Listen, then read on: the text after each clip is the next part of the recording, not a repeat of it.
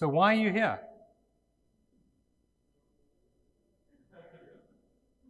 No, I mean, why are you on earth? What did you come here for? Did you come to be a butcher, baker, candlestick maker? Did you come to be a wife, a husband? Did you come to be a Reiki practitioner, a doctor, a lawyer, managing director of Vodacom? Why are you here? Have you ever stopped to ask that question?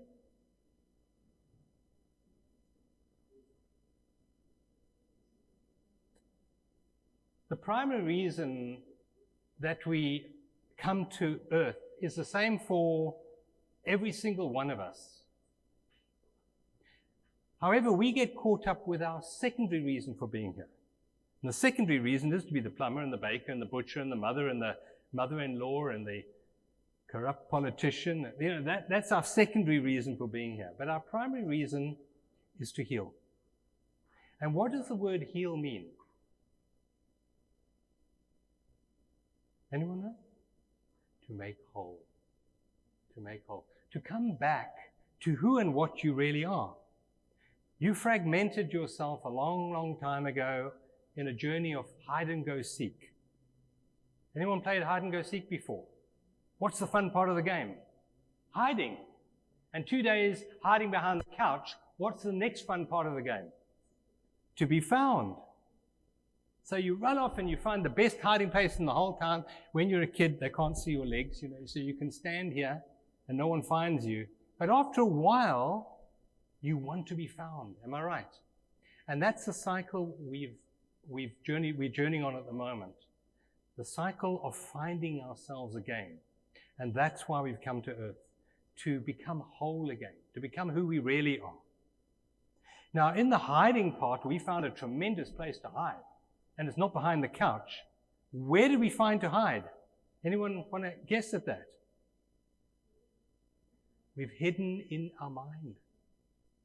We have created a fantastic dark place called the Matrix.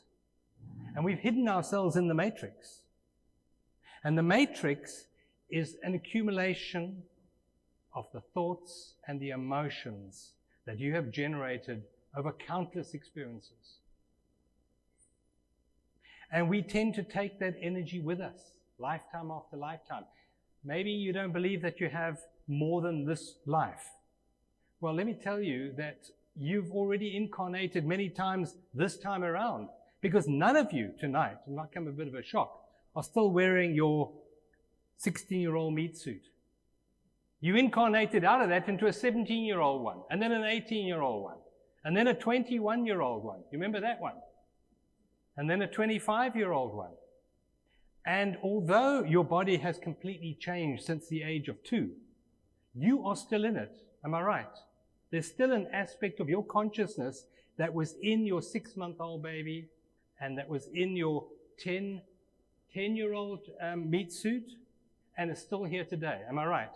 So your consciousness is eternal and the meat suit comes and goes. The meat suit evolves. In fact, every time you breathe out 10 to the power of 22 atoms. That's 10 with 22 zeros attached to it. And every time you breathe in 10 to the power of 22 million atoms. 10 to the power of 22. I counted them one day when I was bored.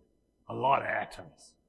So you are in a continual process. You, the form, you, the personality, are in a continual process of change. And you've been doing this dance for all of eternity. But there's something inside you that doesn't change. There's something inside you that transcends the 6-year-old body, the 10-year-old body, the 80-year-old body. What is that? Not the DNA. DNA comes and goes, and you can change your DNA anytime you want.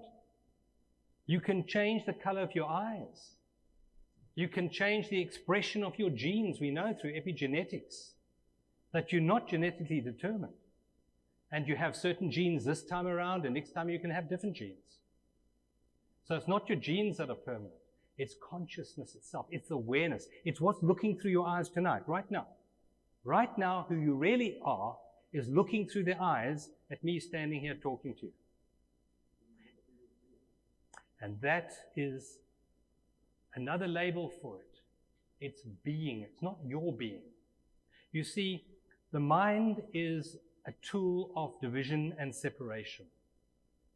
So in other words, you have a car, you have a house, maybe you have a religion, you have a spouse, you have children, you have a career, you have experiences, you have an ex, you have a body, you have a mind, you have beliefs. These are all things that you have, right? Who is doing the having? It's consciousness. Now, the consciousness I'm speaking about, the pure, unconditioned consciousness, is not separate from anything. It's the same consciousness that inhabits a rock, a tree, a planet, a solar system. And that is the being that you really are. You are it all. That's how magnificent you are. But you having a dream, called the Matrix, of separation, living in this particular meat suit. It's wonderful, because in this separation, we get to experience. If it wasn't for separation, if it wasn't for your mind, you couldn't have experience. How would you make love if there was no one to make love to, if it was only you?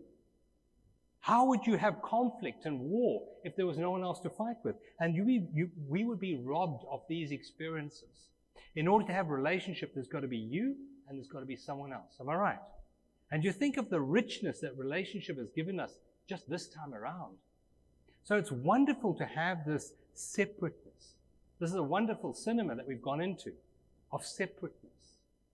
However, after 334 million movies, you know, the excitement of munching popcorn, sitting in the dark, watching a moving screen, ceases to have that allure anymore. And then there's something within you that stirs and says, look, maybe there's something more real than this film. Maybe there's something more than just this body, just this life. And I would suggest that that's what brought you here in this room tonight. There's a stirring in your soul that says, maybe it's time to go home. Maybe this dream that I've had, I've dreamt for long enough. And maybe time has arrived for me to wake up out of this dream. You see, although most of you think you live your lives, that you're in control of your lives, I'm going to say that most of what happens to you is not your choice.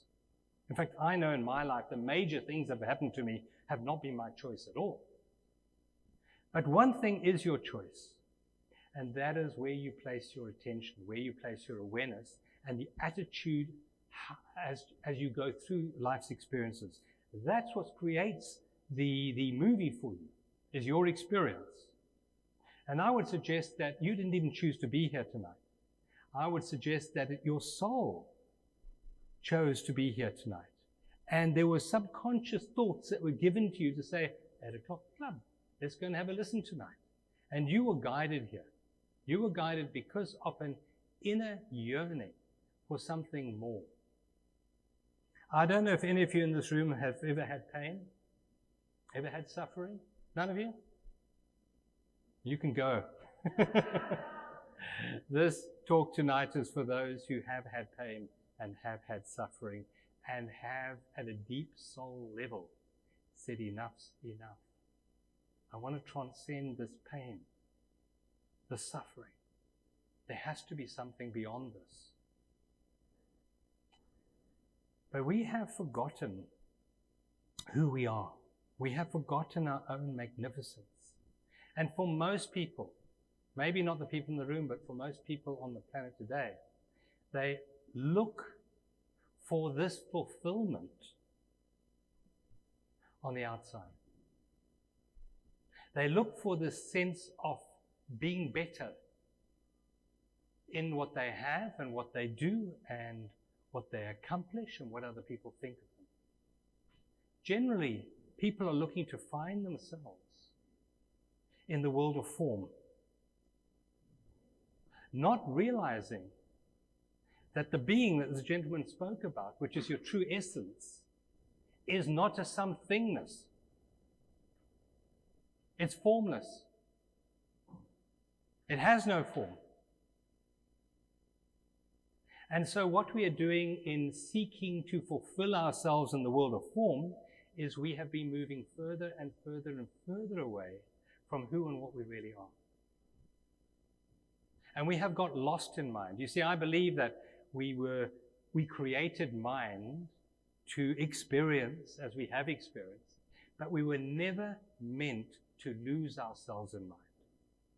And we got so caught up in our creations that we forgot gradually who and what we really were. And we got lost in our own dream. And I'm going to suggest that most of you sitting here tonight no longer have a mind. The mind actually has you. The mind actually owns you.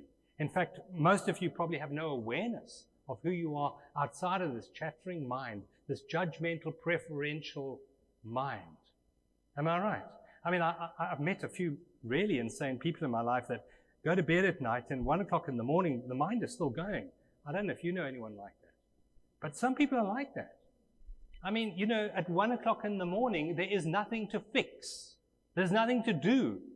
But no, the mind says, no, we really need to think about this problem. Any mums in the room? Any mothers? Yeah, a few of you?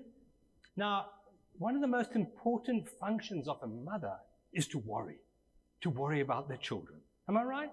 Because then I'm a good mother if I'm worrying.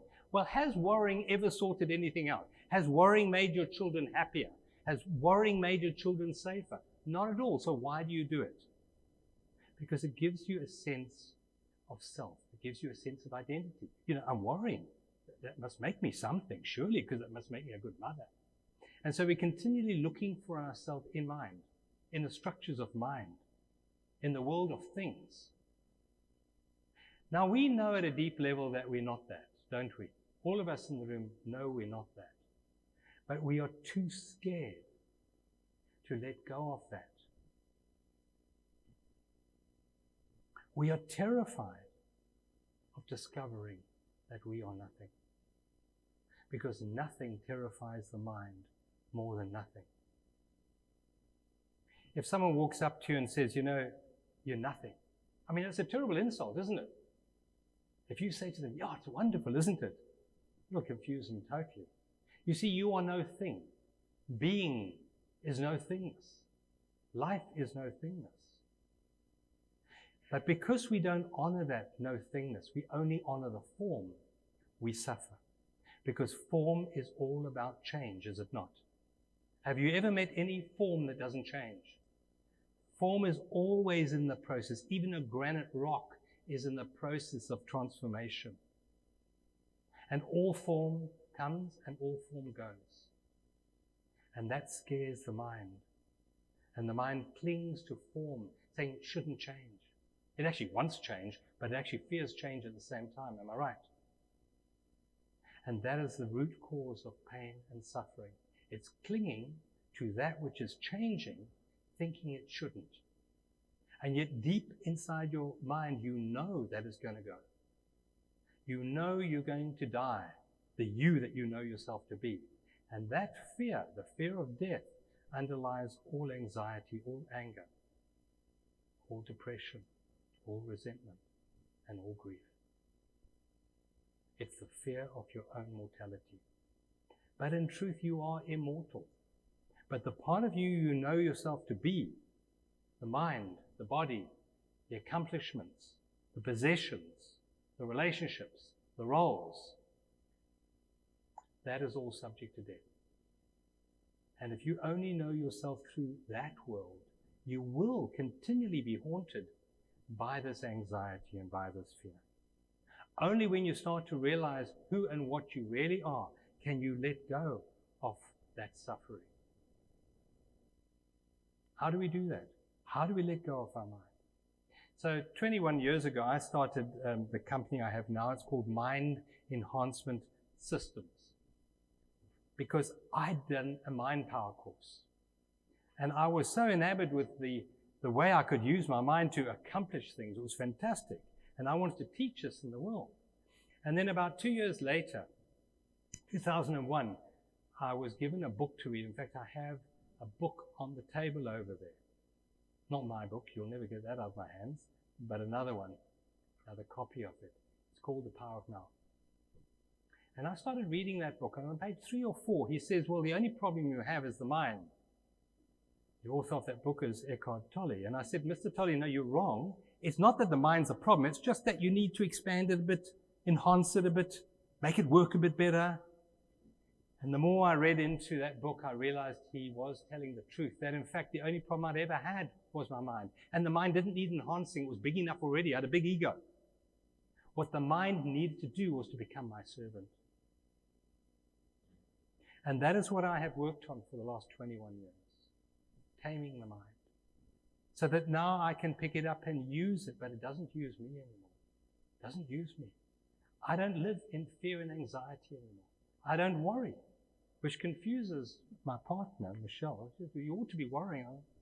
Worrying about what? There is nothing to worry when you know who you really are. So at that stage, 20-odd years ago, I had arthritis, very bad arthritis. They wanted to fuse my spine. So, it's a degenerative disease, incurable. And I was on medication. And I decided, no, something has to change. And incurable means curable from within. Yes. So I turned that around. And we went to a book launch on Saturday by Marla Naidu, a woman from Natal. And she also discovered this. She was completely crippled with MS. She was in so much pain, all she could do was lie in the fetal position.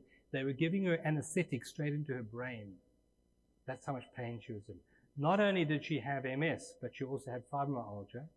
She had rheumatoid arthritis, and she had Hashimoto's disease and severe depression. And she cured herself, similar way to that I did, through changing the inner world. Her book has just come out now. It's on the table there if you want to buy it. It's called Flaming Challenge. It's extremely well written. And if you want the mechanics of how you can heal yourself from any disease, get that book. It's a really good book. But back then, there wasn't any book for me to read. And I had to slowly discover what worked and what didn't work. But the biggest part of my journey, look, the journey was physical. I had to learn what to do about my body. But the biggest journey was taming the mind, was discovering the power of presence, power of awareness, and transforming my life from the inside out.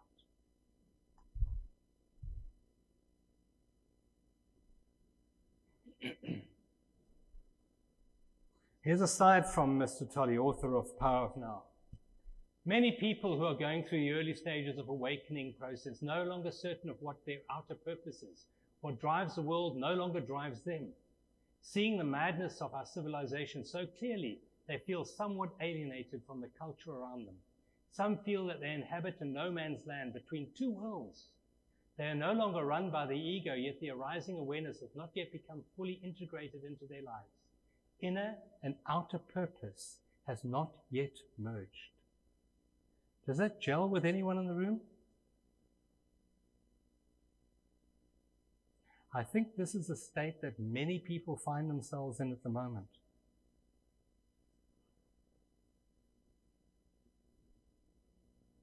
We're all on a journey from baby to old, from birth to death.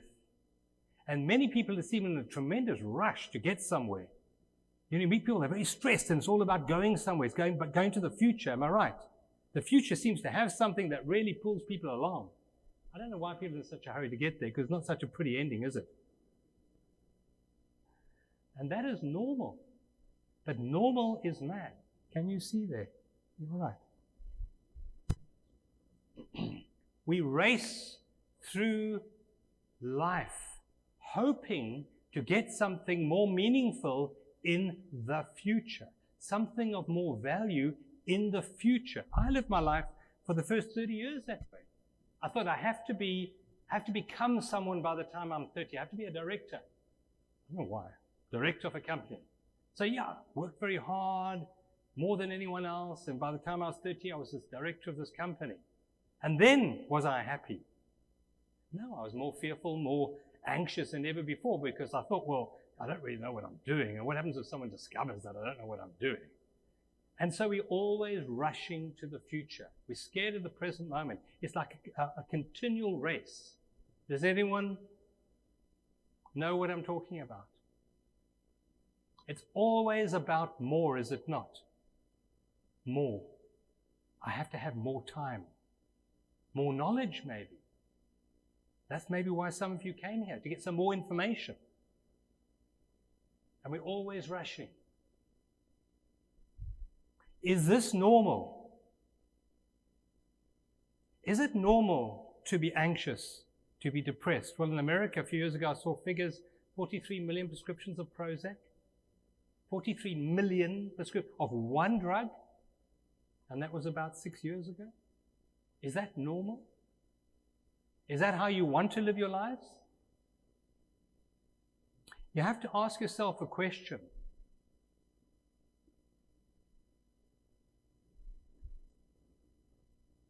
Is there a better way to live your life than the way you've been living it up to now? And the answer is yes, there is. But you have to make a choice. The choice, very simple. It's between two four-letter words. The word fear and the word love.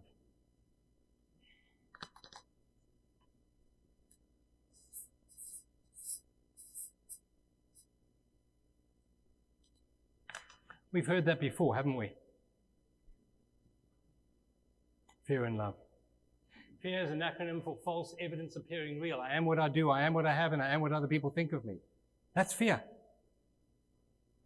I am this body. I am my relationships. I am my roles. I am my story. And the love that we seek is not a thing. It's not something that can even fit inside your understanding. Who in the room understands love? Hands up. You understand love? Tell me what love is. But you said you know love, so tell me what it means to you.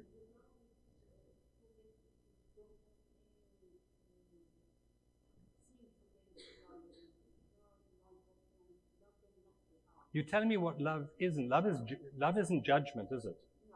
No. But what is love?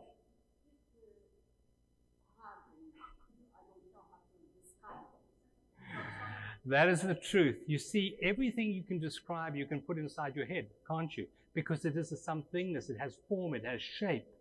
But love doesn't have that. Am I right? It's not something that can be understood with your mind. But it can be experienced, can it not? Absolutely. So love is an experience where fear is a thought that you then get to experience. But the primary basis for fear is your mind. Is your mind. Think about that. The choice you have to make is between your story and reality. It's a very simple choice. You're going to choose your history and your future or what is in this moment. It's a very simple choice. Because if you are really in this moment and you're not carrying any attachment to yesterday or to tomorrow, there is nothing but love. Love is all there is in reality. It's only when we leave the present moment that we experience fear and anxiety and anger and resentment and grief and guilt. These are all functions of the mind, and I will show that before we leave here tonight. What is awakening? What is this process? We all would like to awaken, yes or no? Yeah? So what is awakening? Eckhart says, awakening is a shift in consciousness in which thinking and awareness separates. For most people, this is not an event, but a process they undergo. Most people's awareness is completely attached to thinking. There's no separation whatsoever.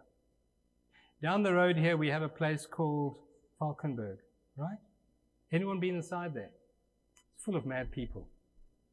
I mean, these people are talking about realities that no one else can perceive. If you meet them, they'll tell you a whole story about what's happening, and it doesn't bear any relationship to reality. Am I right? And they're mad. Now, who of you walk around talking to yourself?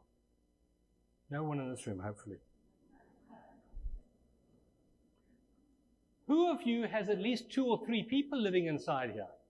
And I should have said that to them. No, but if you'd said that to them, and you shouldn't have done that. But if I did, am I right? We're all mad. We're all on the journey of madness. It's only a degree. It's a degree of, can we keep our mouths shut? And we don't express all these words that are going on in our head. They're not able to do that. The ones that are locked up are not able to see they have no idea of presence. They only know 100% the story in their head. Am I right? Luckily, most of you have some sort of connection with reality. And you don't let your mind completely take you over. Except when you get mad. Except when the pain body comes out for feeding. And then suddenly there's no presence there at all. It's just drama and accusations. Am I right? Do we have any pain bodies in the room tonight? Has anyone got a pain body? Do you know what a pain body is? Yeah? An accumulation of unconscious emotion, thoughts, and judgments and preferences that we all carry around with us, individually and collectively. We're all attached to a pain body. And that pain body is completely mad. There's no presence in it whatsoever. And when it comes out for feeding, presence is gone. There's only madness there. So Eckhart is saying that this detachment of your awareness from your thinking mind is very necessary if you want to be free of pain and suffering. It's a very necessary process. And for most people, it's actually a journey. For some people, like Mr. Eckhart, it happened overnight. If you know his story, at 29, he was considering suicide. He was deeply unhappy. There's a whole long story that goes with that. He was doing a PhD, and one of his professors that he really respected in psychology committed suicide. And he thought, if they don't have the answer, and I'm worshipping them, then I'm lost, completely lost. And he spiraled into deep depression. And then he was lifted out of it one night, and he became enlightened. And there are a few other individuals. Byron Katie, if you know the story of Byron Katie, she suffered from depression, wouldn't even lie in the hospital bed anymore. She'd then lie on the floor. And then she also had this enlightenment experience. And a few other people, Adi Shanti, there are a few other people that are alive today. Many others, actually. But what did they do differently to you and me? Why did they suddenly become enlightened? Why did they have a sudden separation between thinking and awareness? Because they had suffered a bit more than you. They had suffered to the point of surrendering, of complete giving up their mind. None of you have suffered enough yet. Otherwise, you wouldn't be here tonight. You've suffered a lot, but not enough to surrender.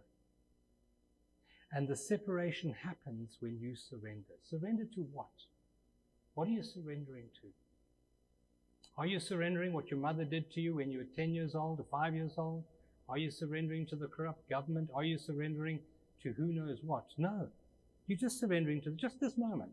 Just sitting on this chair, listening to John. That's all. And you're 100% here. There's not a thought in your mind that is awake. But most of us have a judgment about what John is saying.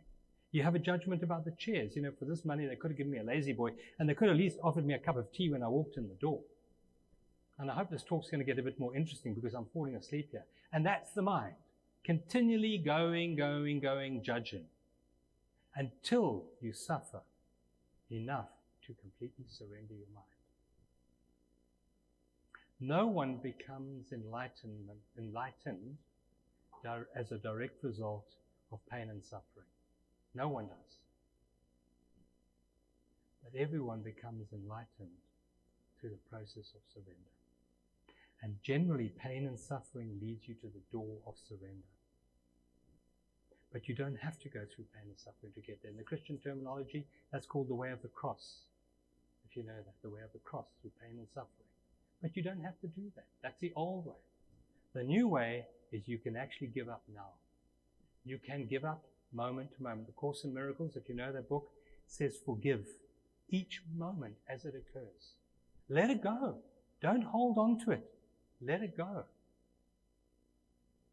But don't forget, the mind gets its identity from resentment.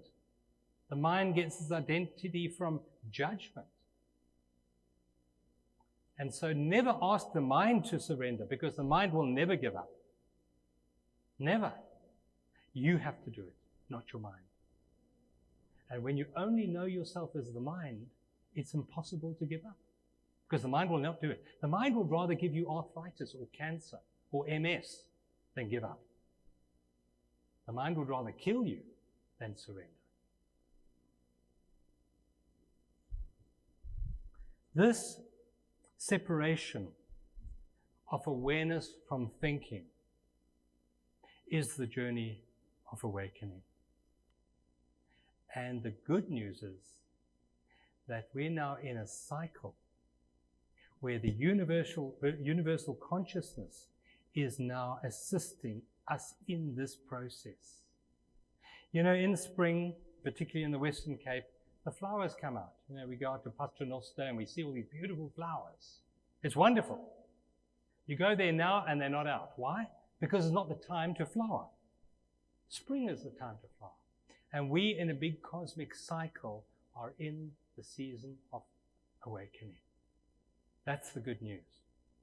However, there's a bit of bad news that goes with that. In order to get you to awaken, the universe has to squeeze you a little bit.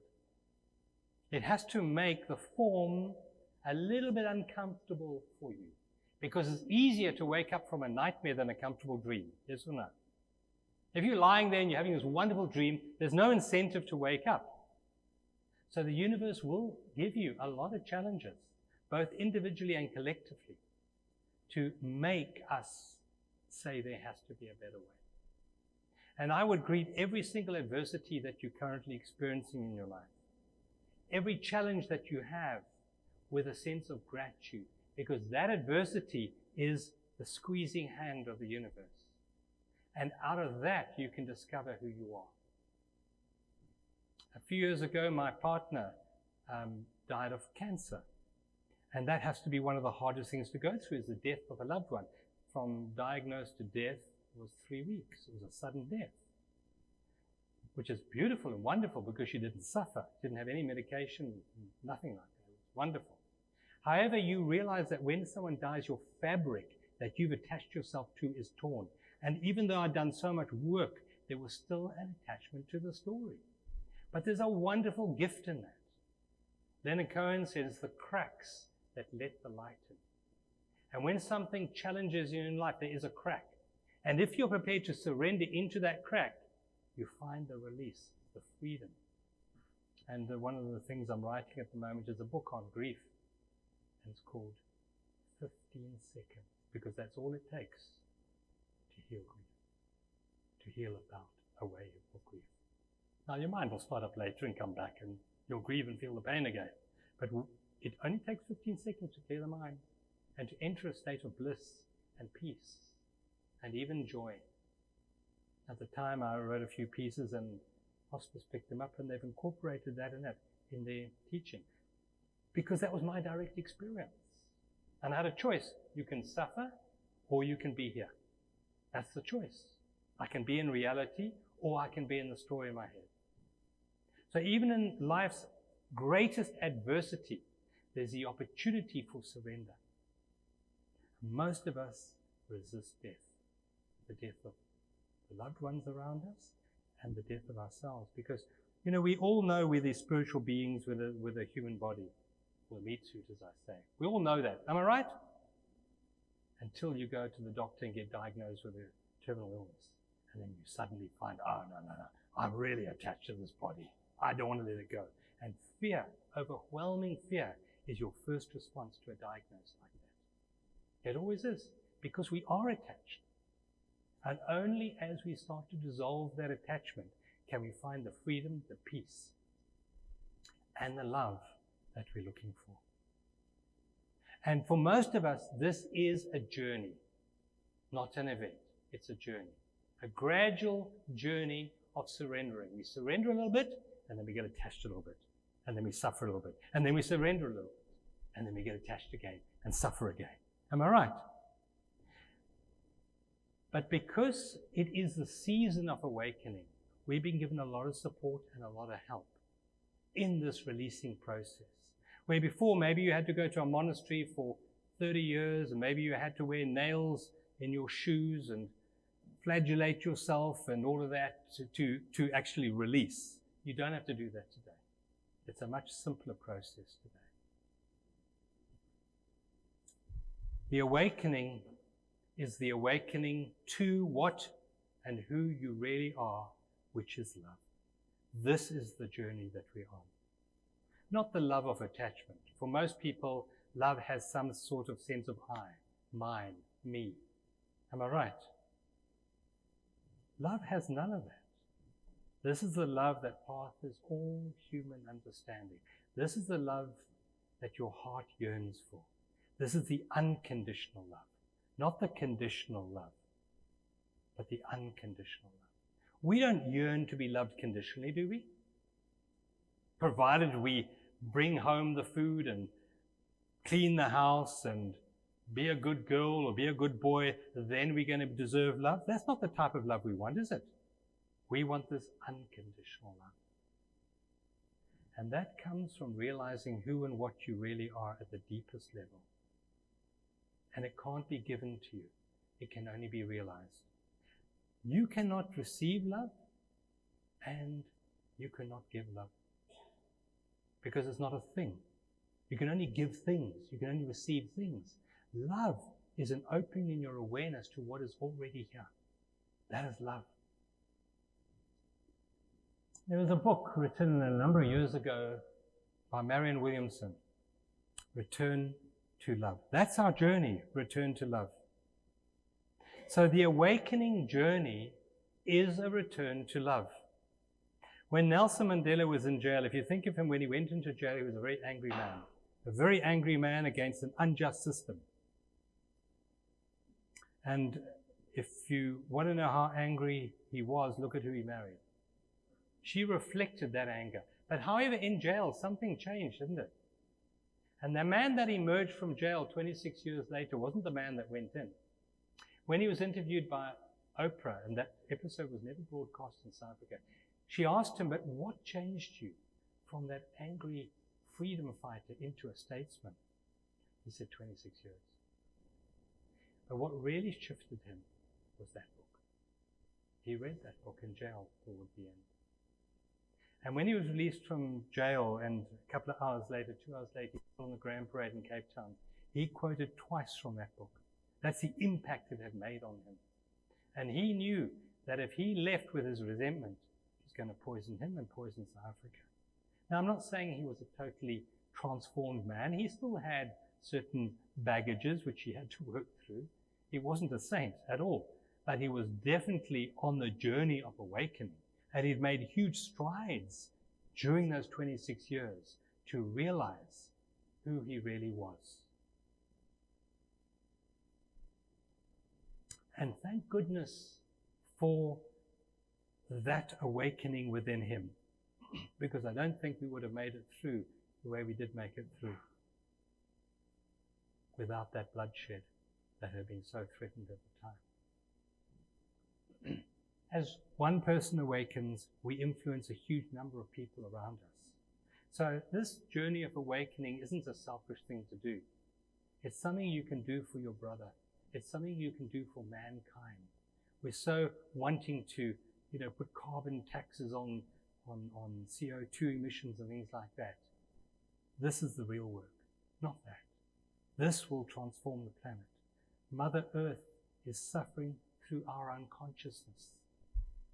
Mother Earth will celebrate our awakening. And only through awakening will we change our behavior. You can't pass laws. Laws don't work. We have to work. Awakening and transformation is an inside-out job.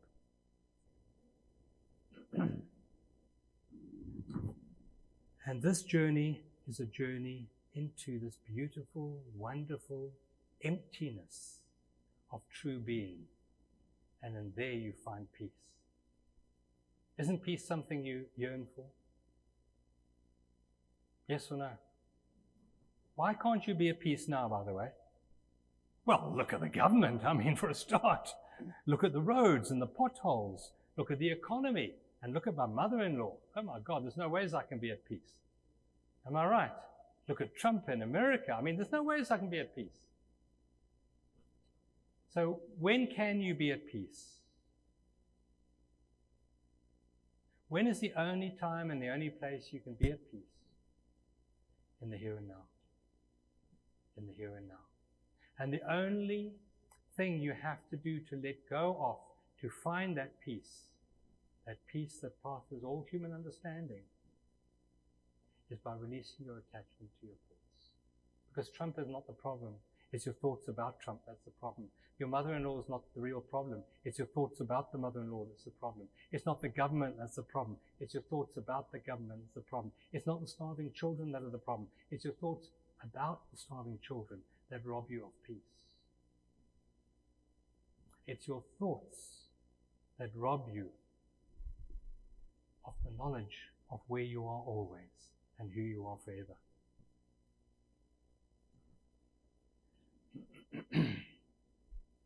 So those of you who read the notice that I sent out about tonight's talk, I said I was going to give you a map.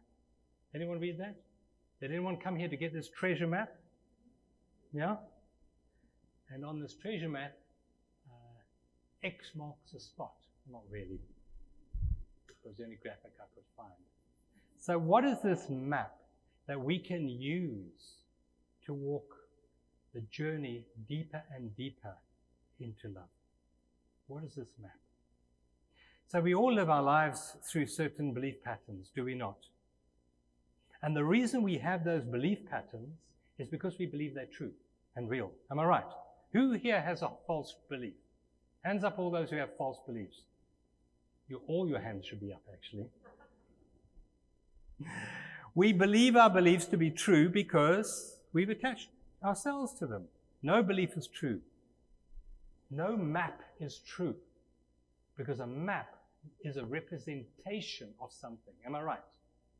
So if you go to London, for example, and you get a true topographical map that shows you every little up and down and every river, and you want to get from Leicester Square to Piccadilly Circus, is that topographical map going to help you? Not at all. What do you need? You need a schematic diagram of the underground. Am I right? That's not true in distance or direction, but boy, that map works. So you don't assess maps as to whether they are true or false. You don't assess beliefs as to whether they're true or false. You assess them as to whether they serve you, whether they take you where you want to go. And that's why I started this evening's presentation by asking you why you're here. Because if you do not know where you want to go, how can you choose a map to take you there? And part of the awakening process is to make love, peace, and joy more important to you than any other distraction. And this is the map that will help take you there.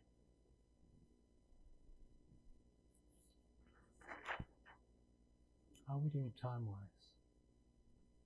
What is the time?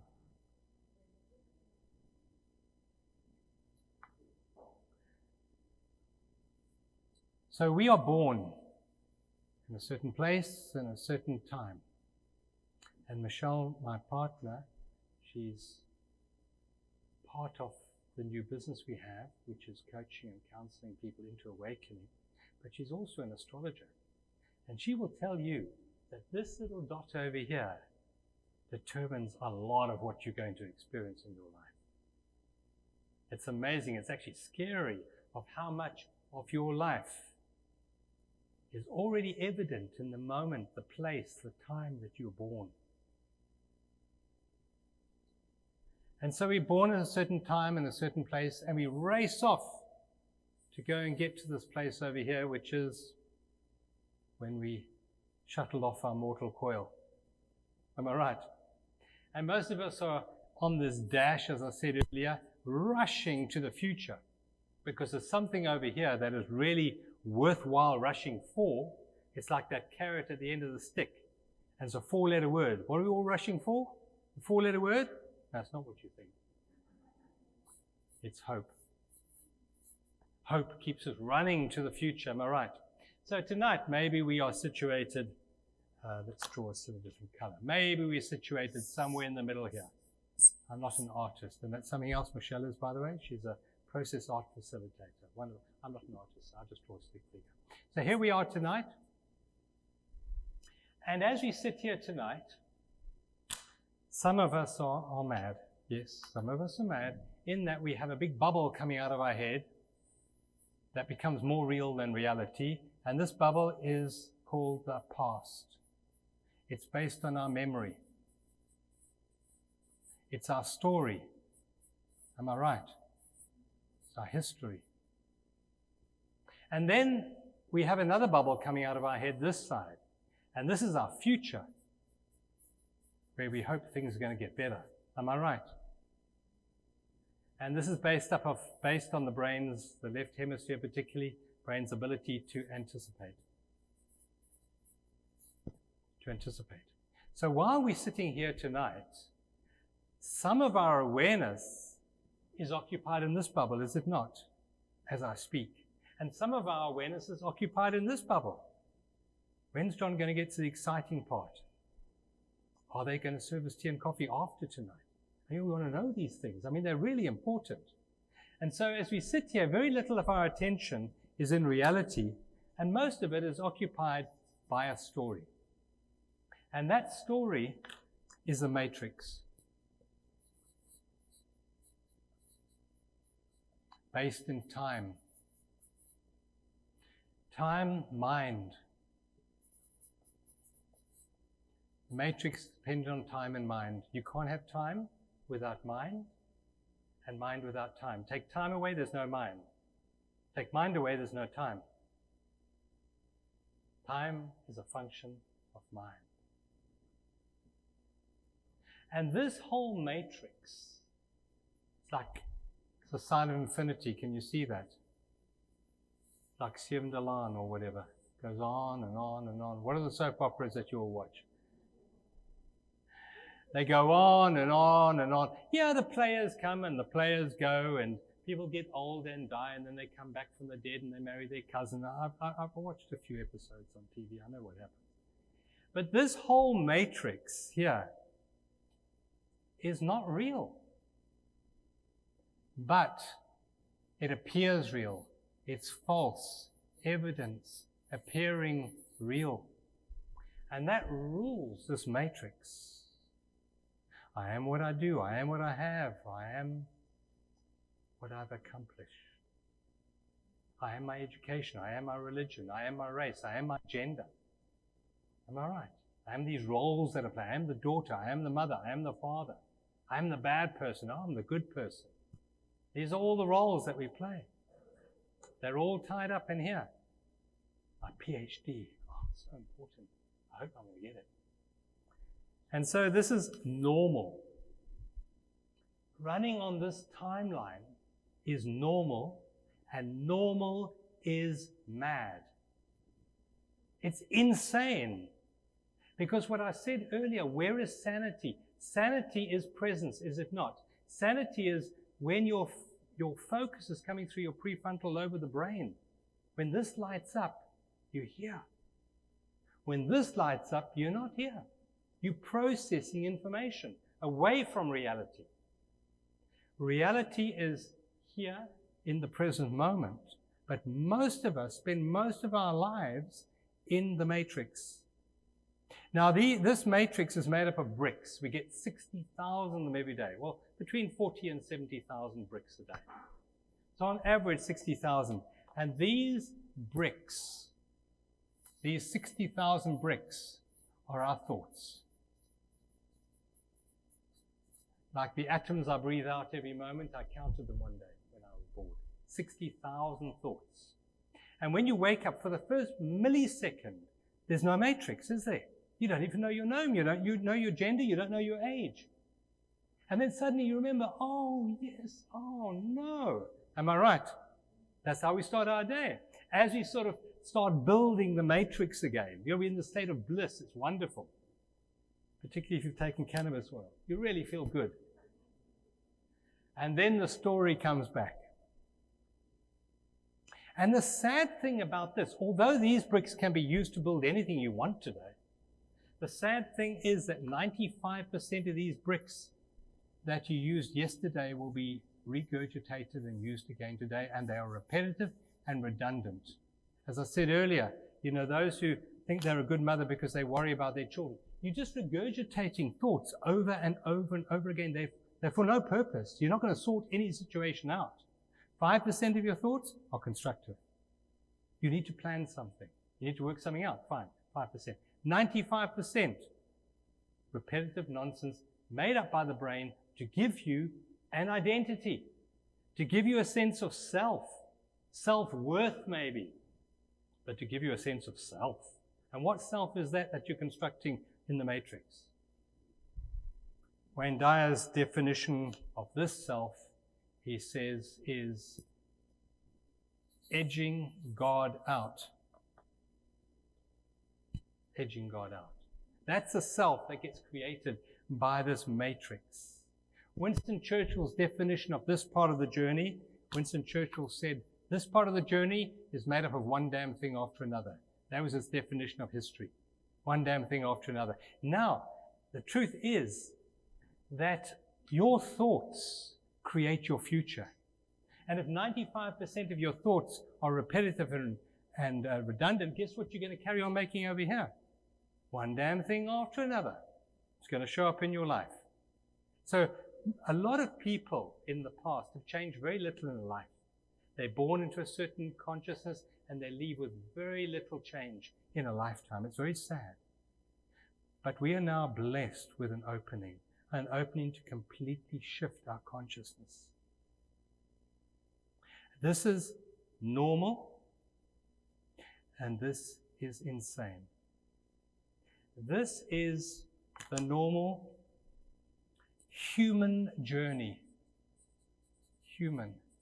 The human doing. You can read my writing. Human doing. And that's who most of us thinkers are. We are the doingnesses of our life. Am I right? But what are you really? Where is being in this diagram? Being is in the depth. This narrow portal between past and future. This is where being is. Being. This is doing. How much of your day is spent in being and how much of the day is spent in doing? How much of your day is spent thinking about doing?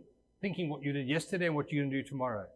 And how much of your day is spent in just beingness itself? If you want to be a good mother, give up worrying and start bringing beingness into your interaction with your children. Presence is the one present that children thrive on. Where is love in this diagram? Oh, I remember that. Yeah, I remember. Yeah, I got it once. Remember that love?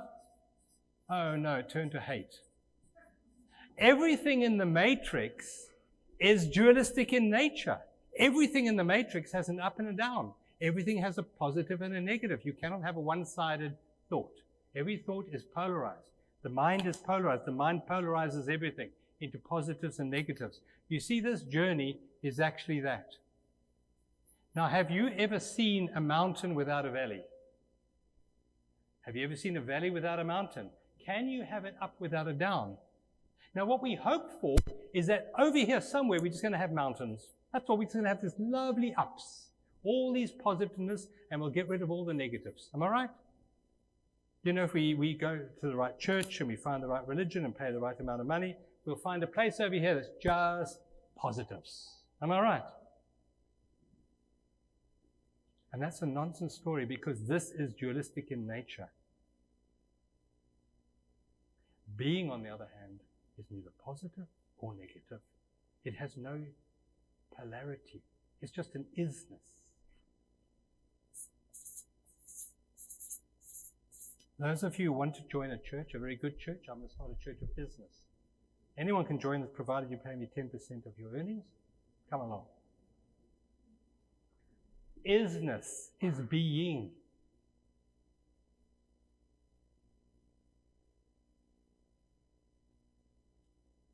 What's your name? No, it isn't. What's your real name? I am Lex, right? Can you change Lex? You can go to the deeds office and change it. Can you change I am? I am is your real name. It doesn't change. It was there before you were given a label. It's there after you're given a label. You can change the labels, but you can't change the I am. Am I right? Where in this diagram is your true name? You see, it's in the depth of life. The I am is in the depth, not the story. Now, John is a construct of the story. I am John, right? I am Lex. Lex had a beginning, a middle, and an end. But the I am is eternal. The I am is not in time. It's in presence. And where is love? This diagram, where is love, is not in the story of polarity. That's not the story, that's not the love we seek. That's a conditional love, isn't it? Where is the unconditional love that we yearn for?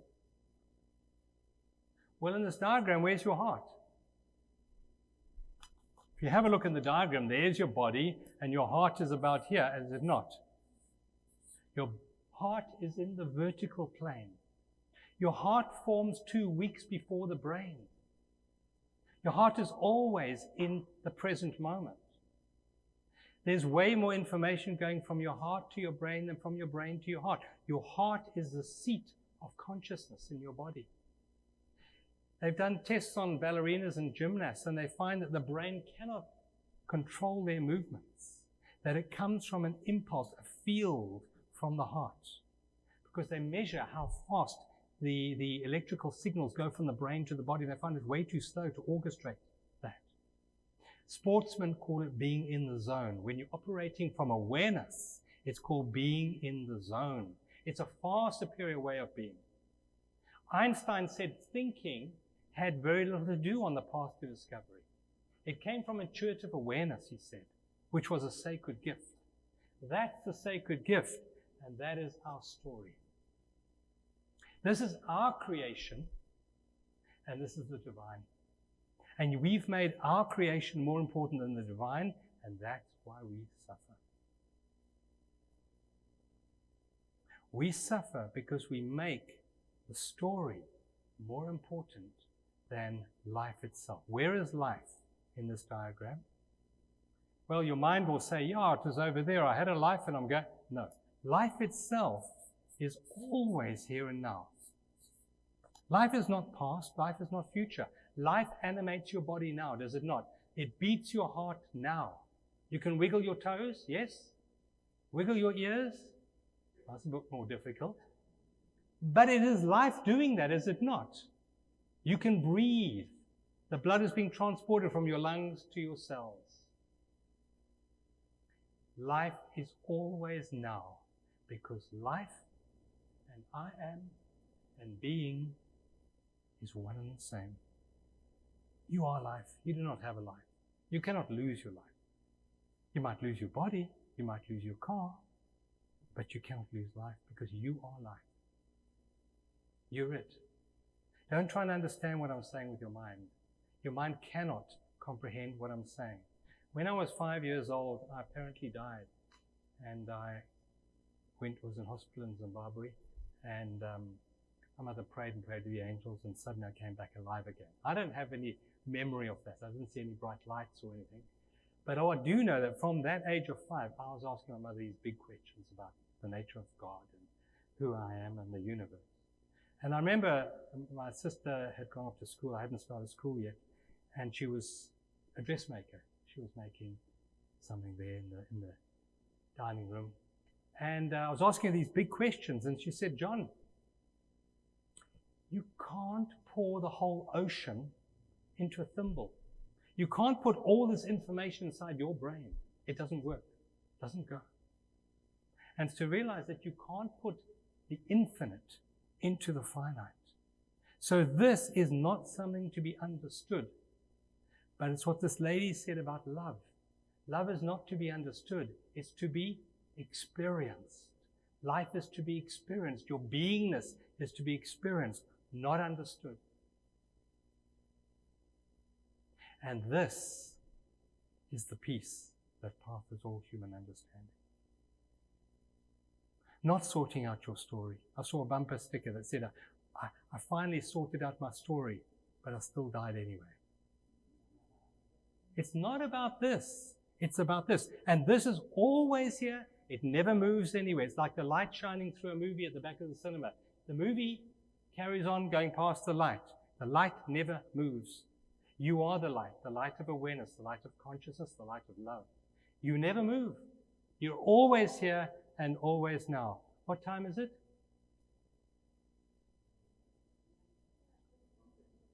No, it's the now. And you can ask yourself that question anytime. The answer will always be the same. It is the now. It does not move. It does not go anywhere. You are that. You are the now. It's who you are. And that is the biggest realization you can ever have, to know that you are presence, you are eternity, and you are love. Any questions about what I've shared so far? Any questions? Now you get a choice. The choice is, do you want to carry on being asleep in your matrix, where you make your past and your future more important than God? Because that's what you do. Not the God of religion, which is a story. I'm not talking about that God. The God that wakes up angry in the morning and smites a few million people with a tsunami. Not that type of God. I'm talking about the God of presence. God is presence. You are presence. What does that mean? God is presence. You are presence. You are the I am. It's the only name that God gave to himself in the Bible. When Moses went to the burning bush and said, and by the way, we think now Moses was tripping a little bit there. True. That's what the archaeologists tell us. He went to the bush and he said, but who are you? Give me a name. And the bush says, Aya Asha Aya, I am that I am. He said, that's my name for all of eternity. And guess what? It's your name. You are it. Not the John, not the somethingness that you've created in your mind. If John goes around saying, I'm God, you can lock me up. I'll be in Falkenberg. Because that's mad. But this is it. The pure essence of being is the divine. And how magnificent is the divine? And you are that. You are that. One of the tools that I can give you to start working with on this journey of awakening is to start using the infinite creative power of God in your lives. God, the God that I speak of, not the judgmental guy with a beard on the cloud, but the divine, is the primary force of all of creation. And whatever you put after that name, you give power to. So if you say, I am sick and tired, what are you creating? If you say, I am worried, what are you creating? They say worry is praying for what you don't want. And it's absolutely true. You're giving energy to something you don't want. You're giving power to something you don't want. So here is the one tool I can share with you tonight. Use the power of all of creation in the service of creating something worthwhile.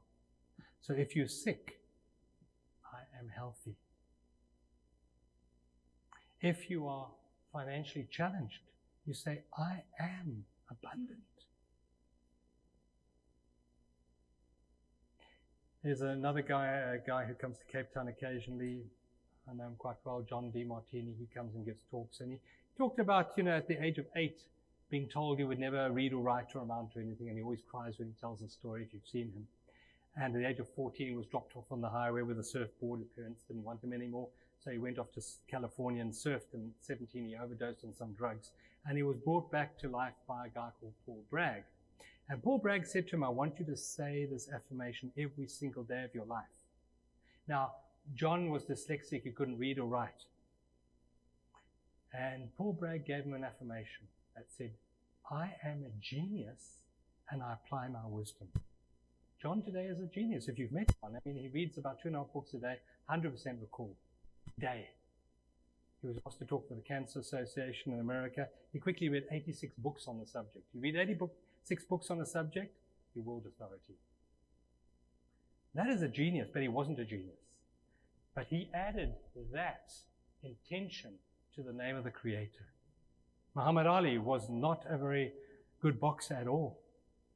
And he started, when he was a youngster, saying, I am the greatest. He said it over and over and over again. And when he won the world championship, he stood with the belt. He said, I'm the greatest. The world said, oh, you're so arrogant. But that was his affirmation. It was the affirmation that took him to that level of creation.